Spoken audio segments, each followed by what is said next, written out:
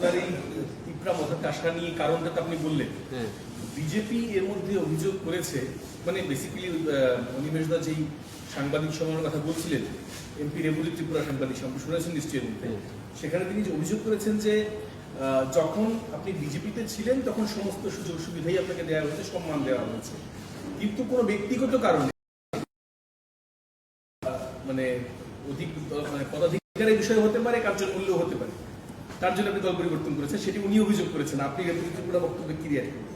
সেটা তার ব্যক্তিগত আলোচনা। আমি প্রথমে বলছি, আমার কেউ ব্যক্তিগত কোনো কিছুই নেই এবং আমি নীতিগত বিরোধী। এই কারণে যারা প্রকৃত নেতৃত্ব, যারা প্রকৃত জনসেবা যারা করার জন্য ভারতীয় জনতা পার্টিতে যারা আছেন, ধীরে ধীরে ওনারা আবার গড়বেন।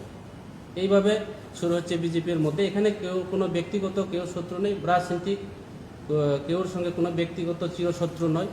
আমরা ত্রিপুরা মুথা হয়ে আমি আবারও বলবো, আমরা নীতিগত শত্রু। বিজেপির মধ্যে কোনো নীতি নেই, যার কারণে আমরা বিজেপির বিরুদ্ধে লড়াই করার জন্য এবং এলাকার মানুষের কাজ করার জন্য, মানুষ জনসাধারণ আমাদেরকে ভোট দিয়েছে, আমরা মানুষের সেবা করার জন্য আছি। কিন্তু আমরা ভিলেজ কমিটি মেম্বার এবং চেয়ারম্যানের থেকে আরও সমতুল্য হয় না, কাজে সেই দলে থেকে আমরা জনসাধারণের কাজ করা, এলাকার উন্নয়নের কাজ করা সেটা সম্ভব না, সেটা পরিষ্কার। That's it. That's all.